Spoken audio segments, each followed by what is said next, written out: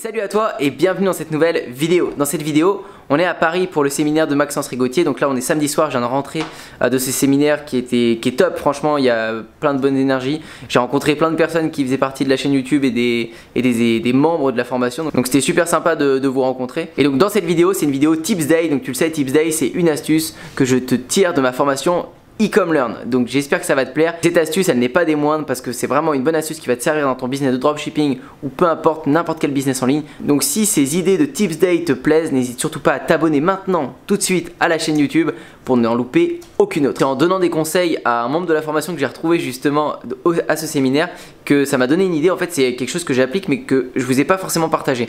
Et c'est pour contacter les influenceurs. Je vais vous donner cette astuce dans cette vidéo, alors restez bien attentifs. L'idée, c'est que pour contacter les influenceurs, ok, c'est compliqué.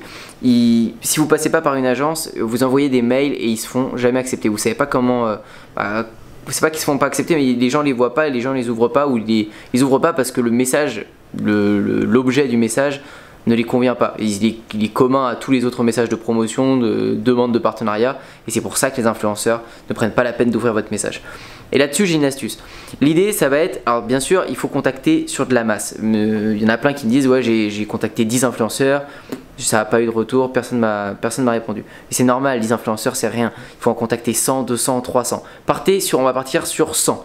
C'est pas compliqué d'envoyer 100 mails. Vous prenez 100 chaînes YouTube dans votre thématique ou qui touchent à peu près à votre thématique.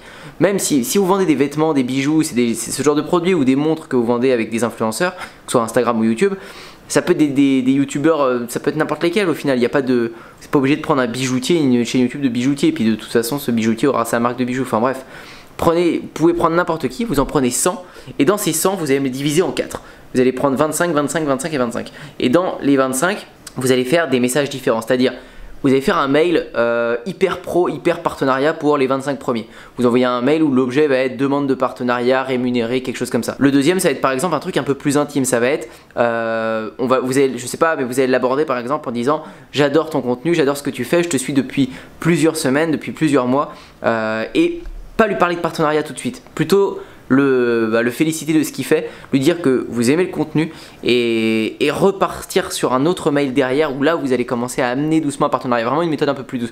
Un troisième mail pour les 25 autres où ça va être par exemple hyper brutal, ça va être demande de partenariat rémunéré, 1000 euros, 2000 euros, ce que vous voulez. Vous dites que vous êtes prêt à mettre 5000 euros maximum sur la table pour cet influenceur.